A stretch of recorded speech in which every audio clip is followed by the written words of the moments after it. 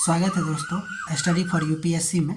आज डे 4 में हम लोग साइंस एंड टेक्नोलॉजी के तहत जैव प्रौद्योगिकी यानी कि बायोटेक्नोलॉजी की शुरुआत कर रहे हैं। ठीक है। अच्छा, इस चैप्टर को पढ़ने के लिए इससे पहले हमको सिंपल साइंस जो है उसकी ज़रूरत होती है, यानी कि उसकी जानकारी हमें होना चाहिए। ठीक है। अब आगे बढ़ते हैं, देखते हैं जैव प्रौद्योगिकी होता क्या है। तो जैव प्रौद्योगिकी एक ऐसा क्षेत्र है जिसमें जैविक प्रणालियों, जीवों या व्युत्पन्न यानी कि जीव से उत्पन्न होने वाले चीज़ें जिसको डेरिवेटिव भी कहते हैं का उपयोग करके चिकित्सा, कृषि, उद्योग सहित विभिन्न प्रयोजनों यानी कि पर्पसों के लिए नए उत्पाद या अनुप्रयोगों का विकास किया जाता है। ठीक है। यानी कि इसके अंतर्गत एक नए नए उत्पादों का निर्माण किया जाता है।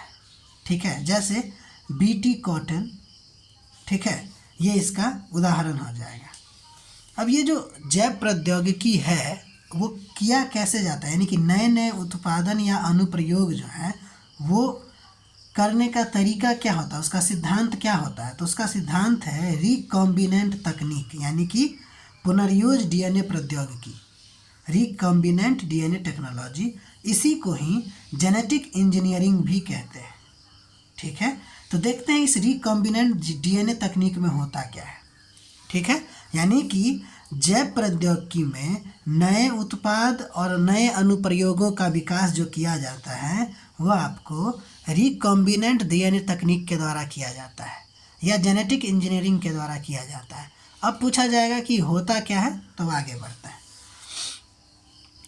तो रिकॉम्बिनेंट डीएनए तकनीक के द्वारा करते क्या है कि जीनों और जीवों के नए संयोजन बनाने के लिए डीएनए अणु में रूपांतरण किया जाता है। यानी कि कोई नया संयोजन बनाने के लिए डीएनए के अणु में ही रूपांतरित किया जाता है। अर्थात इस तकनीक में आनुवांशिक पदार्थों में परिवर्तन करके यानी कि जीन में परिवर्तन करके आनुवांशिक पदार्थों के मूल प्रकृति में बदलाव करके उनके लक्षण में परिवर्तन सुनिश्चित किया जाता है। यानी कि जो आपको चीज़ चाहिए ना, किसी चीज़ के यानी कि किसी जीव के डीएनए में बदलाव करके आप नए प्रकार के गुण उसमें ला सकते हैं। ठीक है।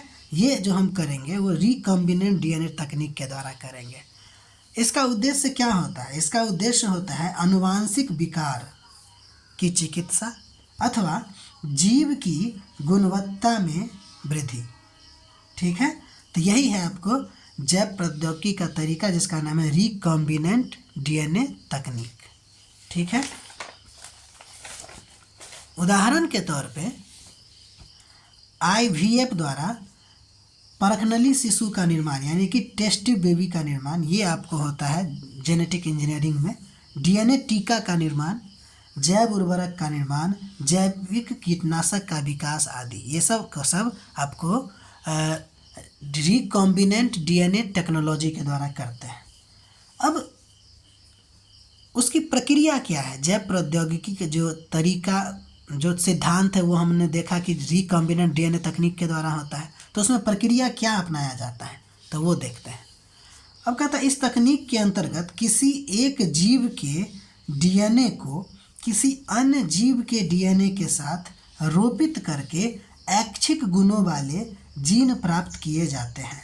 यानी किसी एक जीव के डीएनए को किसी अन्य जीव के डीएनए के साथ मिला के अब ऐच्छिक गुण वाले डीएनए को प्राप्त कर सकते हैं।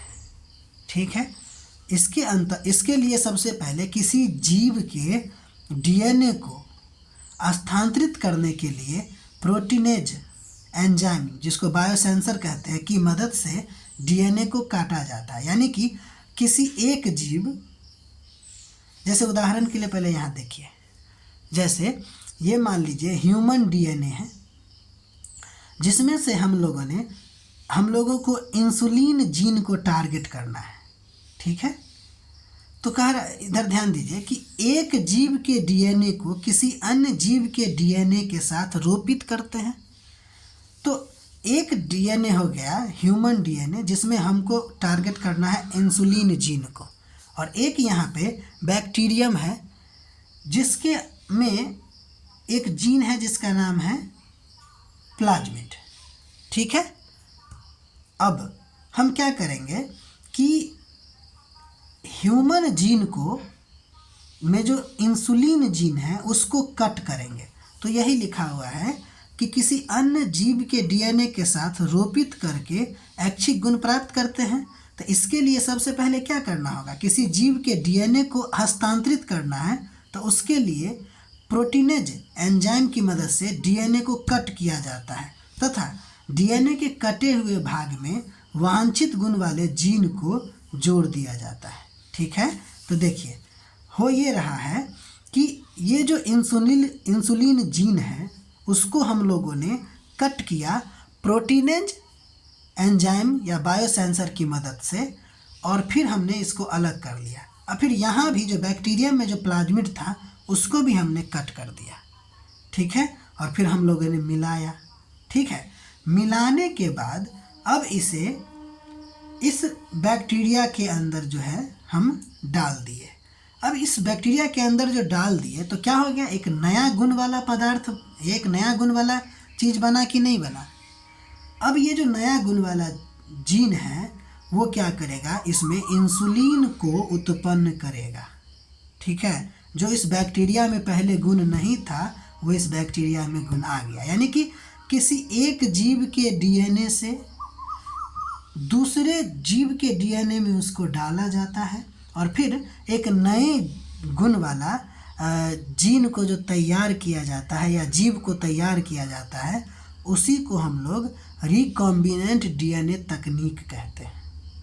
ठीक है, तो वही जो कह रहा था कि मदद से डीएनए को काटा जाता है तथा डीएनए के कटे भाग में वांछित गुण वाला जीन को जोड़ दिया जाता है। तो इससे हम काटे इस जीन को, हम चाह रहे थे कि इंसुलिन का उत्पादन हो, हम क्या चाह रहे थे कि इंसुलिन बनाया जाए। ठीक है, तो पहले ह्यूमन में जो इंसुलिन जीन है उसको भी कट करेंगे और जिसमें बनवाना है उसको भी कट करेंगे। तो प्लाज्मिड को काटे और इस ह्यूमन जीन को काटे और दोनों को ऐड कर दिए। ऐड करने के बाद इसको ट्रांसफ़र कर दिए फिर से कहाँ, बैक्टीरियम जीन में। इससे होगा क्या, अब बैक्टीरिया के अंदर जाएगा और ये जो बैक्टीरिया है बहुत जल्दी मतलब इसका डेवलपमेंट या ग्रोथ होता है। तो अब ये बहुत जल्दी इंसुलिन का निर्माण करेगा और जो ह्यूमन की ज़रूरतें हैं उसको पूरा करेगा। ठीक है, तो यही है आपको जैव प्रौद्योगिकी की प्रक्रिया। ठीक है, उम्मीद है समझ गए होंगे, नहीं तो एक बार और पॉज करके रिपीट करके लिख के देखिए, समझ में आ जाएगी।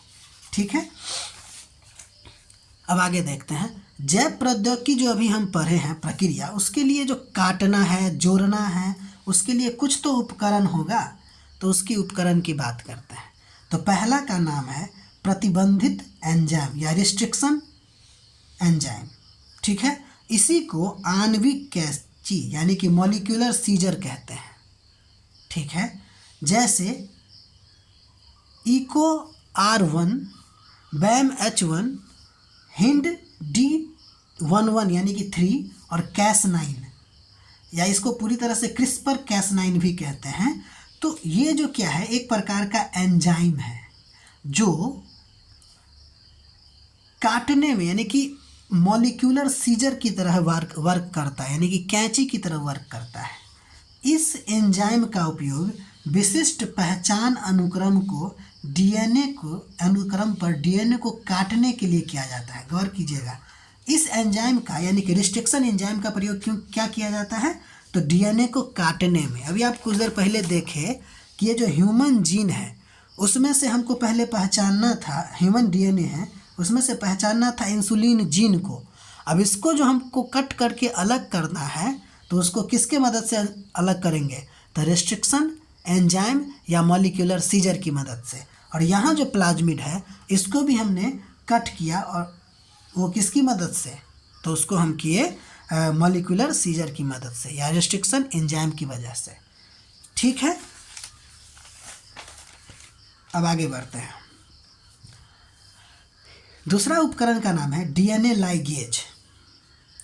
यह भी एंजाइम है।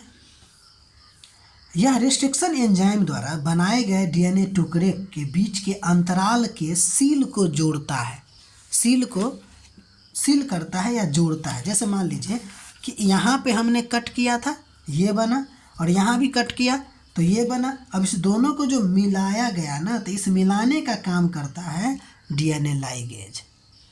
ठीक है, इसको मिलाने का काम कौन किया है? डीएनए लाइगेज, जो यहाँ जोड़ने का काम किया है।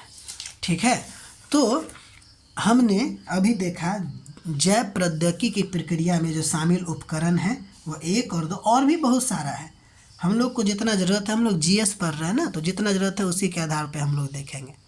जैव प्रौद्योगिकी की अब शाखा की बात करते हैं कि जैव प्रौद्योगिकी के अंतर्गत हमको क्या क्या देखना है।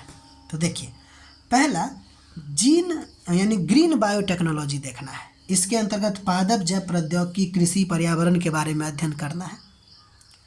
दूसरा होता है यानी कि प्रकार कहे तो रेड बायोटेक्नोलॉजी, जिसमें हम लोग चिकित्सीय प्रौद्योगिकी को हम लोग देखेंगे। ठीक है, एक है गोल्ड बायोटेक यानी कि जैव सूचना प्रौद्योगिकी यानी कि बायो इन्फॉर्मेटिव के बारे में हम लोग देखेंगे। एक है ब्लू बायोटेक यानी कि समुद्री उत्पाद से संबंधित प्रौद्योगिकी के बारे में हम लोग इसमें पढ़ेंगे या इसमें पढ़ते हैं।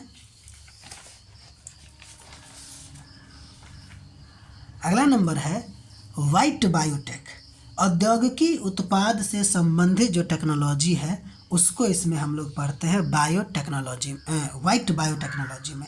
और एक है आपको ब्लैक बायोटेक्नोलॉजी, जैविक आतंकवाद या जैविक हथियार के उत्पादन से संबंधित जो प्रौद्योगिकी है उसको ब्लैक बायोटेक के अंतर्गत रखा गया है। ठीक है, यहीं तक आज हम लोगों के लिए था। आगे फिर हम लोग कंटिन्यू करेंगे। 4 दिन हो गया है, अब धीरे धीरे ऐसे ही हम लोग डे बाय डे और सब्जेक्ट बाय सब्जेक्ट का अध्ययन हम लोग करेंगे। ठीक है, आप लोग नोट किया कीजिए, लिखना बहुत ज़रूरी है क्योंकि लोगों के पास नोट नहीं रहता है ताकि वो रिवीजन कर सके। और दूसरा, छोटा छोटा टारगेट लेके हम लोग चल रहे हैं, जिससे कि 2 से 4 महीना में हम लोगों का मिनिमम 4 सब्जेक्ट तो कंप्लीट रहेगा। ठीक है, और बाकी एनसीईआरटी और क्वेश्चन जो अगले दिन से अब आने वाले हैं उसको भी हम लोग देखेंगे। आप लोग हमारे साथ जुड़े रहिए, सब्सक्राइब कीजिए और साथ ही साथ शेयर भी कीजिए। Thank you.